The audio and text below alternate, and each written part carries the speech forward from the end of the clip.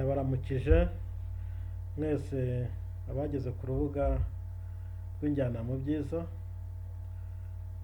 Ngiye kubagezaho ikiganiro gifite insanganyamatsiko igira iti umuco mwiza w'ubufatanye mu rugo, isoko y'amajyambere arambye. Ni jyewe kibagezaho, nitwa Ndimurwayi Jean Bosco. Mu kiganiro giherutse twavugaga ku majyambere arambye nuko ikinyoma gitangirira mu rugo kiri mu biyabangamira bikomeye. Muri iki kiganiro tugiye kureba kimwe mu byashyigikira ayo majyambere arambye, nacyo kivukira mu rugo. Ni umuco mwiza w'ubufatanye. Uwo muco mwiza w'ubufatanye rero turawureba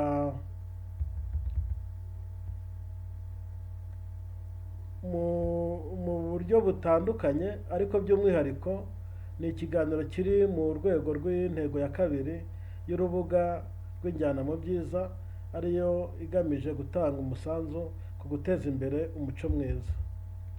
Mbere yo kwinjira cyane muri iyi ngingo, ngiye guhera ku kugerageza gutanga igisobanuro cy'urugo nifashishije ibyo amategeko y'u Rwanda aruvugaho, ndetse nanagaragaza n'ibyo abahanga batandukanye cyane cyane abo mu cyiciro cy'iyigabukungu bavuga. Urebye mu itegeko nshinga rya Repubulika y'u Rwanda ryasohotse mu igazeti nimero idasanzwe yo kuwa 4 Kanama 2023, mu ngingo yaryo ya 17, iryo tegeko rivuga ko umugabo umwe n'umugore umwe bujuje ibisabwa n'amategeko bafite uburenganzira bwo gushinga umuryango binyuze mu gushyingiranwa imbere y'amategeko. Naho mu ngingo yaryo ya 18 rikavuga ko umuryango ari wo shingiro y'imbaga y'Abanyarwanda bose. Mu bika bigenda bikurikira bagaragaza ko uwo muryango ugizwe n'umugabo n'umugore, kandi bakaba bafite inshingano zo kurera abana babyaye cyangwa se abo baragizwa. Mu itegeko ry'abantu n'umuryango, ni itegeko nimero 71 akarongo kaberamye 2024 ryo kuwa 26 z'ukwezi kwa 6 2024 rigenga abantu n'umuryango, ryasohotse mu igazeti ya leta nimero yayo idasanzwe yo kuwa 30 Nyakanga 2024, mu ngingo yaryo ya 138 mu gika cya mbere rikavuga ko umugabo n'umugore bafatanya kuyobora umuryango. Kandi nanone muri iryo tegeko kuva ku ngingo yaryo ya 239 kugera ku ngingo ya 243 usanga hashimangirwa ko ari ngombwa ubufatanye mu mibereho myiza y'abagize umuryango. Urwo rugo, uwo muryango, twibukiranye ko utangizwa no gushyingirwa cyangwa kwishingira. Mvuze gushyingirwa cyangwa kwishingira, ibi ndabitandukanya ku buryo bikorwa, nubwo ariko bikaba bifite aho bihuriye, kuko indunduro yabyo icyo bihuriyeho cyose, buri cyose ni ukugirana umushyikirano ugenewe abashakanye. Ibi bivuga ko gukorana imibonano mpuzabitsina hanze yo gushyingirwa kwemewe n'amategeko, niyo byaba bishingiye ko umuntu yaba yabikoranye na benshi, ubwo ni nako yaba yagiye yishingira. Gushyingirwa rero kwemewe kurangwa n'ibikorwa biba mu byiciro 4, ariko muri ibyo kimwe kijyanye no gushyingirwa imbere y'amategeko kikaba ari cyo cy'ingenzi. Ibyo byiciro ni ugushyingirwa n'imiryango hakorwa imihango yo gusaba, gukwa ndetse no gushyingirwa imbere y'amategeko ku murenge cyangwa muri ambasade. Hakabaho nanone gushyingirwa imbere y'Imana mu idini cyangwa mu itorero, no kugirana umushyikirano ugenewe gusa abashakanye. Niyo mpamvu imibonano mpuzabitsina hanze yo gushyingirwa kwemewe ari akajagari kameze nko kugenda usogongera kandi ucira mu nzoga utari bugure. Ku bijyanye n'abana muri rusange, itangira ry'umuryango rishobora kunguka abana guhera ku mezi 9 iyo umusore n'inkumi batishingiye mbere yo gushyingirwa. Kwa kwishingira mbere yo gushyingirwa, kwa gukora imibonano mpuzabitsina mbere yo gushyingirwa, nibyo twise kwishingira. Ni umuco, kwishingira ni umuco mubi ukwiye kwirindwa nk'uko byasobanuwe mu biganiro byatambutse. Uyu muryango rero ugizwe n'umugabo n'umugore ndetse n'abana, iyo abana y'Imana batanze mu bika bikurikira turaza kuwita urugo, mu rwego rwo kurusanisha n'iyigabukungu, byo bita mu Cyongereza economics. Niwo tugiye rero kurebera hamwe uko umuco mwiza w'ubufatanye ari isoko y'amajyambere arambye.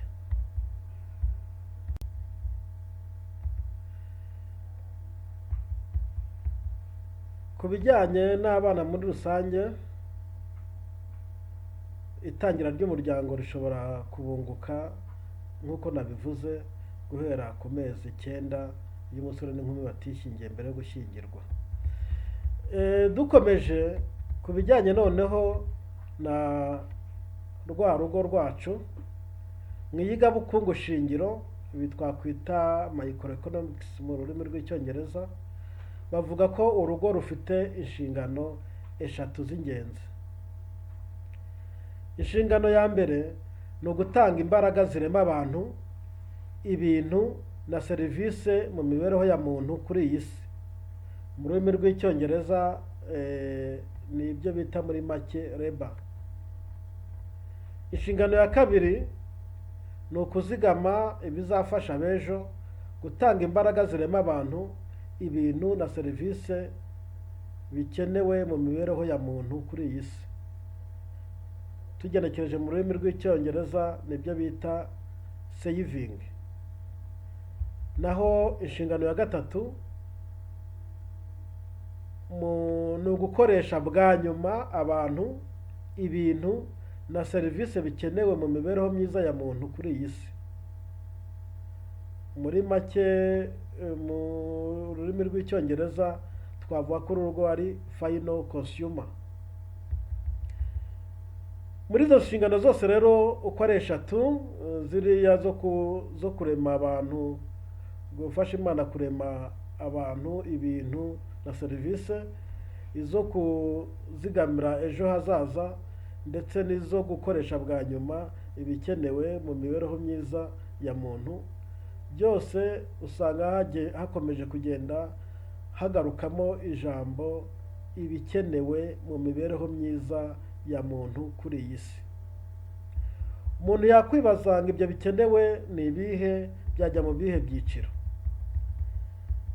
Reka nifashishe inzobere mu mitekerereze y'abantu yitwa Maslow kugira ngo ngaragaze ko ibikenewe yabishyize mu byiciro 5 bikurikirana mu kamaro, ku buryo bikora mpande 3 ndinganire.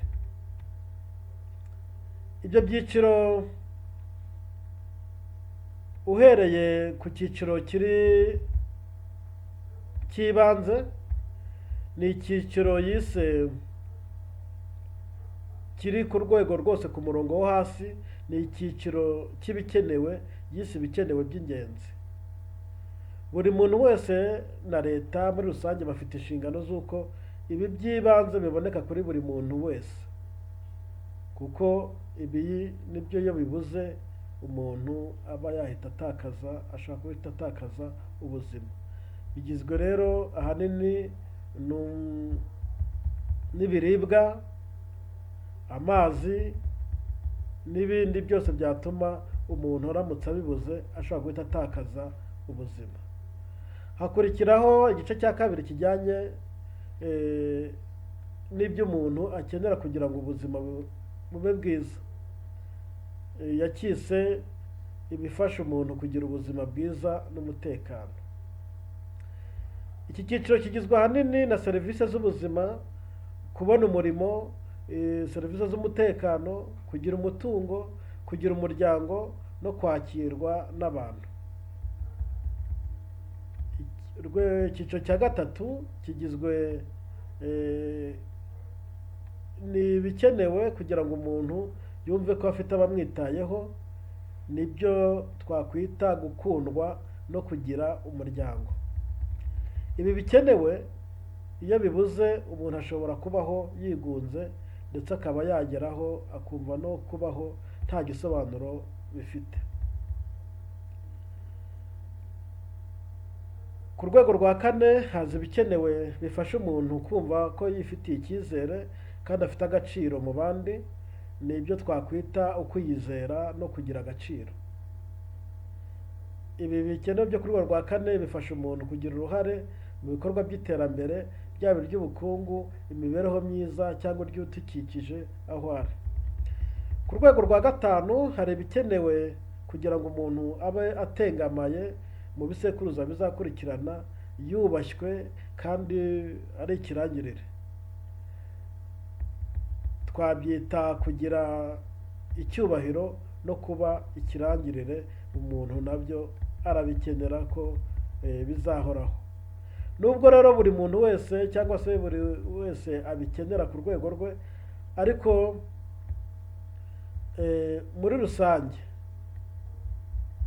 buri muntu arabikenera kandi abihabwa n'urugo. Urugo rero ni rwo rufite inshingano zo gufasha buri muntu kwerekeza no kugera kuri ibyo byiza bikenewe. Koko rero urugo ni rwo rubyara abantu, rugatanga n'imbaraga zirema biriya byiza byose bikenewe binyuze ku murimo, waba uhemberwa cyangwa se udahemberwa. Umurimo udahemberwa ni icyo bita mu cyongereza unpaid work. Umurimo waba ubyara inyungu cyangwa uri mu murimo mbonezamubano, waba utanga icyubahiro cyangwa ufasha mu guha abandi icyubahiro no kubagira ikirangirire, uba ari umurimo. Umugore, umugabo, umwana w'umuhungu cyangwa umwana w'umukobwa ubyarwa na ruriya rugo niwe urema cyangwa uremerwa ibyo byiza byose tumaze kuvuga. Ibyo bikorwa binyuze ku murimo uhemberwa cyangwa se udahemberwa, cyangwa umurimo utanga inyungu cyangwa se umurimo mbonezamubano. Urugo ni rwo ruzigamira ejo hazaza, abantu beza n'ibyiza bitanga imbaraga zikenewe. Ibyo byiza bitanga imbaraga z'ibikenewe ejo no mu bisekuru bizakurikira byose bitangwa n'urugo uyu munsi, kuko urugo ni rwo rurema abantu bashoboye kandi bashobotse. Guhera mu isamwa ryabo, abarugize bahibikanira ko umwana kuva agisamwa abona iby'ingenzi bizatuma ubwonko bwe bugira ubushobozi bwo ku rwego rwo hejuru, ibi bita IQ, intelligence quotient mu rurimi rw'icyongereza. Umwana akarindwa igwingira kuko ryazatuma aba umuntu uciriritse, bagakora imirimo idahemberwa ariko ya ngombwa mu rugo rwabo kugira ngo bashobore kubaho ndetse n'abazabakomokaho bazabeho neza. Urugo ni rwo rukenewe ngo rukoreshe bwa nyuma bya bindi byose twabonye bikenewe. Mu cyongereza nk'uko twabibonye babyita last consumer, ni ukuvuga ko ni rwo rukoresha bwa nyuma bya bindi byose bikenewe. Ni rwo rugizwe n'abantu bakoresha bwa nyuma, byaba ari ibintu, byaba ari ibikoresho byaba ari ku buntu cyangwa ku kiguzi runaka kugira ngo ababikoze babone uburyo babone ubukora ibindi, bityo ubuzima bukomeze, kuko ababikoze bakoze bakabura ababikenera, nanone ntabwo bakongera gukora kubera ko nta byaba bihari. Muri izi nshingano rero z'urugo hagiye hagarukamo ijambo umurimo. Niyo mpamvu mbere yo gukomeza nabanza nkagira icyo mvuga ku gisobanuro cy'umurimo. Abahanga benshi bahuriza ku kuba umurimo ari igikorwa gikenewe mu kurema ikintu cy'ingirakamaro ku muntu cyangwa ku bantu runaka, mu gihe runaka n'ahantu runaka, kandi umuntu ashobora gukoresha undi ku mwanya we, mu mwanya we. Ni ukuvuga ko ndamutse ngerageje gusubiramo, ni uko umurimo ari igikorwa gikenewe mu kurema ikintu cy'ingirakamaro ku muntu cyangwa ku bantu runaka, mu gihe runaka n'ahantu runaka, kandi umuntu ashobora gukoresha undi mu mwanya we. Iki gisobanuro cy'umurimo kivuga ko ibikorwa by'ingirakamaro, hari ibikorwa by'ingirakamaro umuntu akoresha cyangwa se akenera ariko atakoresha undi. Ibyo rero ntabwo ari umurimo. Ibikorwa by'ingirakamaro bifitiye akamaro abantu, bifitiye akamaro ubuzima, ariko akaba umuntu atabikoresha undi ngo abimuhemo nk'akazi, icyo gihe ntabwo ari umurimo. Aha twavuga nko kurya, birumvikana ko ntawakurira, kunywa ntawakunywera, kuryama ntawaryama mu mwanya wawe, gusinzira, kujya mu bwiherero, kureba umupira n'ibindi nk'ibyo ntabwo ari umurimo. Ariko ibikorwa tugiye kureba noneho ibikorwa by'umurimo, nko gutegura uburiri, twakwita gusasa muri rusange, gutera ipasi, gukora amasuku, kumesa, guteka, kwigisha, kuyobora abandi cyangwa se imirimo, guhinga, gucuruza, gutwara abagenzi n'ibindi bikorwa bitandukanye umuntu ashobora gukoresha atanga akazi, ni umurimo, kuko umuntu ashobora kubiha undi akabikora mu mwanya we. Ibikenewe rero biboneka mu buryo bubiri. Hari ibiboneka mu buryo bwa kamere, uko kamere muntu yagenewe gutanga igikenewe, kuko icyo gikorwa n'umugabo cyangwa se kigakorwa n'umugore. Twabonye niba ari nko ku mugore, niba ari nko gutwita, konsa, ibyo ngibyo ntabwo ari umugabo ntiyabikora, kubera ko ni ibikorwa bijyanye na kamere y'umugore. Ariko umurimo nk'uko twabibonye ni igikorwa ushobora guha undi akakigukorera mu mwanya wawe. Ahangaha umurimo ni uburyo bundi bwa kabiri bwo kubonamo ibikenewe. Wa murimo ari wowe waba watanze akazi kadahemberwa.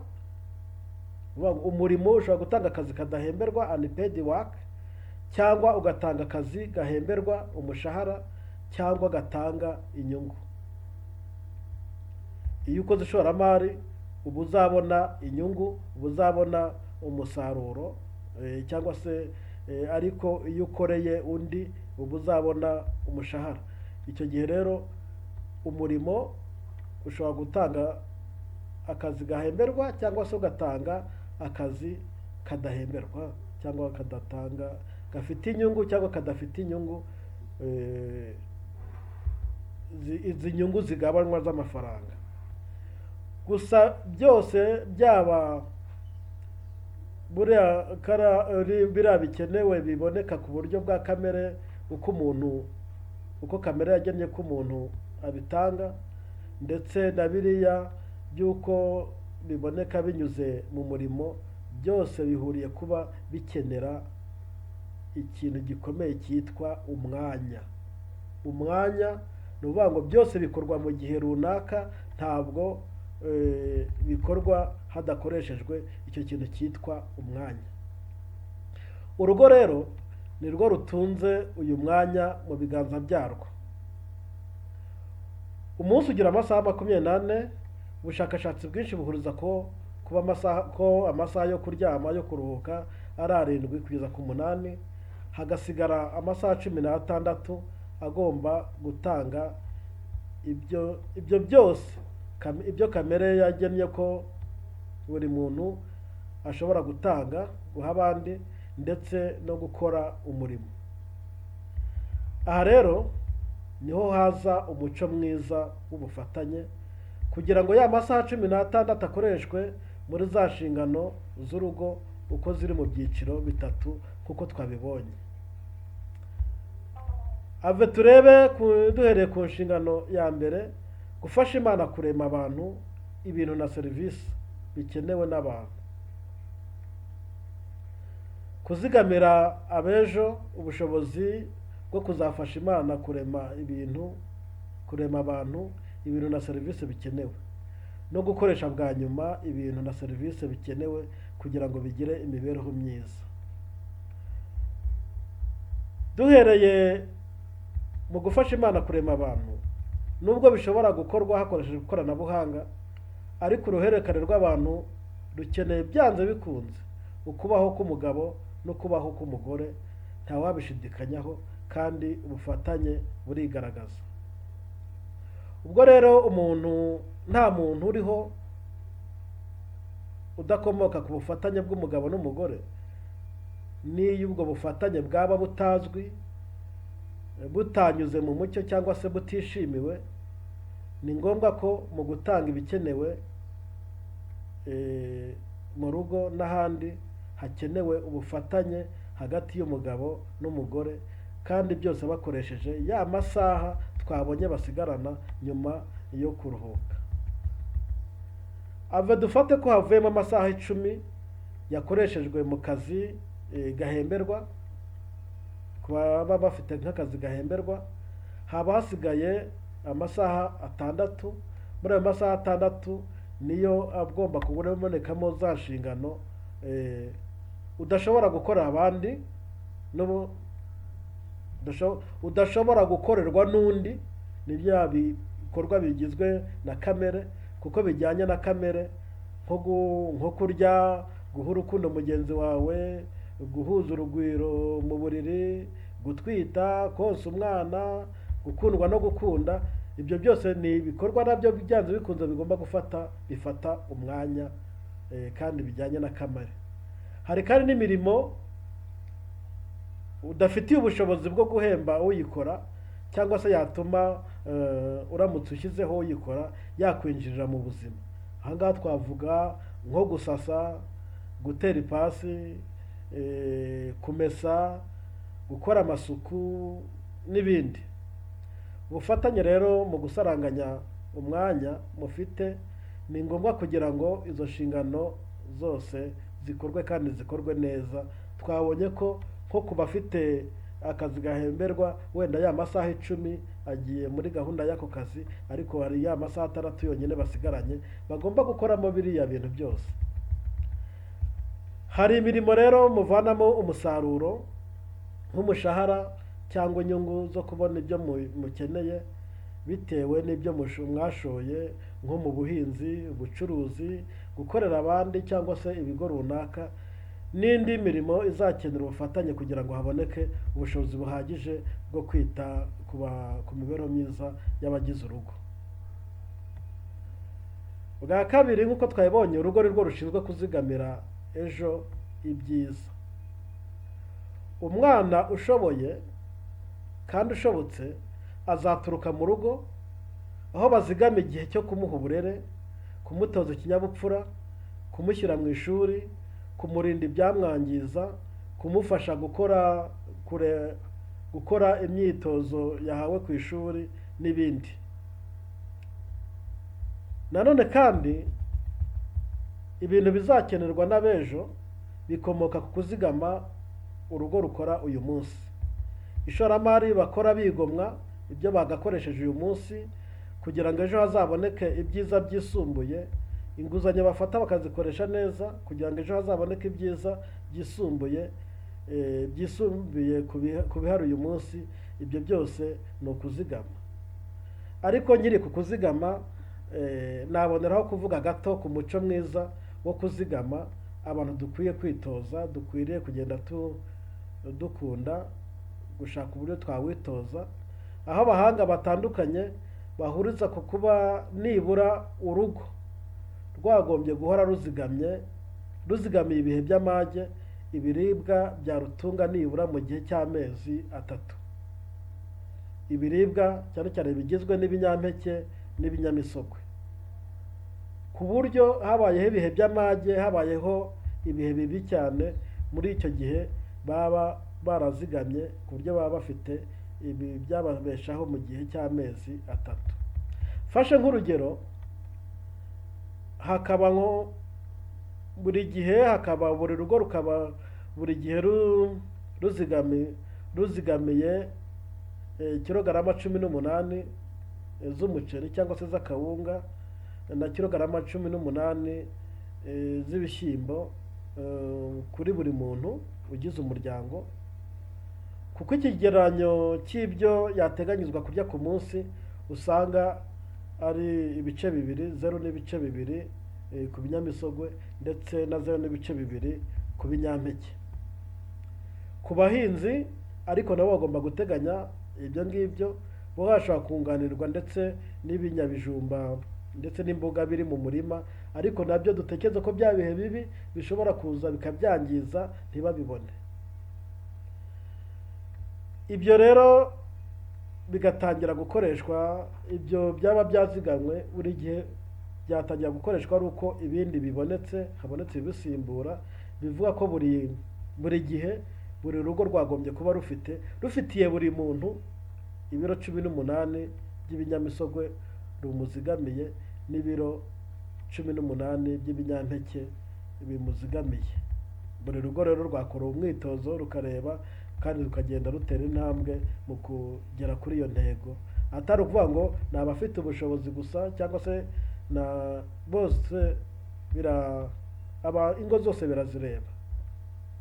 Ku ngingo yo kubona ibikenewe bitunga abagize urugo, nifashije nanone ibiteganywa mu itegeko nshinga rya Repubulika y'u Rwanda, nk'uko nabivuze ryasohotse mu nomero idasanzwe yo kuwa 4 z'ukwa 8 2023, mu ngingo zaryo za 10 kuva ku ngingo ya 12 kugera ku ngingo ya 43, navuga ko muri make umuntu wese afite uburenganzira bwo kubaho no kubona ibikenewe kugira ngo abeho neza.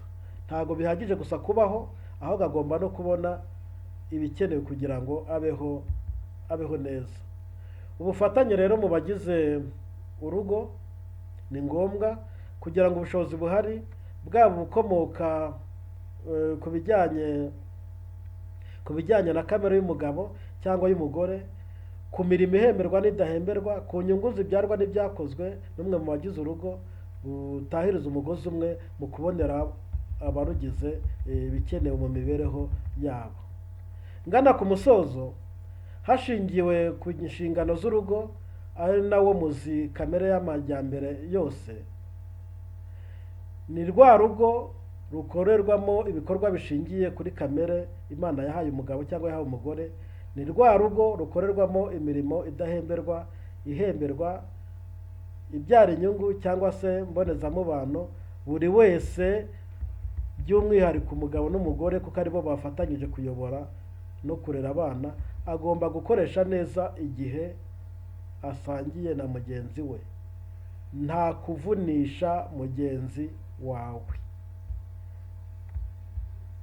Rwa rugo kandi rwubaka ubushobozi bw'abejo mu kurema ibyiza. Ni ngombwa ko buri wese akoresha umwanya n'ubushobozi afite kugira ngo uruhare mu guteganyiriza ejo, afasha abana kuzagira ejo heza.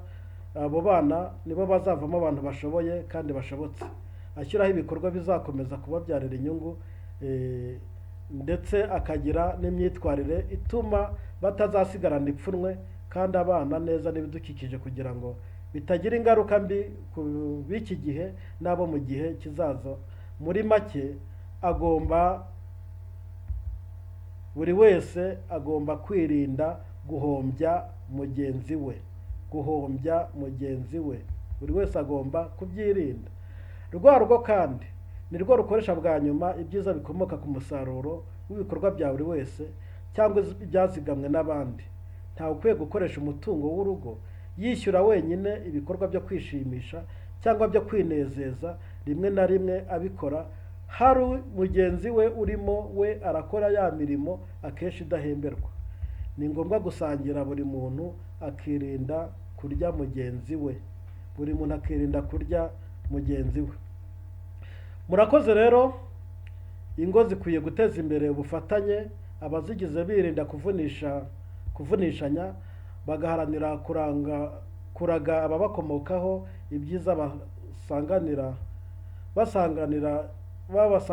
babategurira ibyiza byose bibageraho. Hakenewe rero ibitekerezo, inyunganizi no gukosora aho bikwiye muri iki kiganiro kugira ngo kigire umusanzu gitanga mu kubaka umuco mwiza w'ubufatanye. Ibitekerezo byaboneka byashyirwa kuri iki kiganiro ku rubuga Injyana mu Byiza, mu byo bita mu Cyongereza comment, cyangwa bikoherezwa kuri email injyanamubyiza@gmail.com. Murakoze, mugire amahoro y'Imana. Harakabaho ubufatanye guhera mu rugo gukomeza mu bantu bose. Murakoze cyane.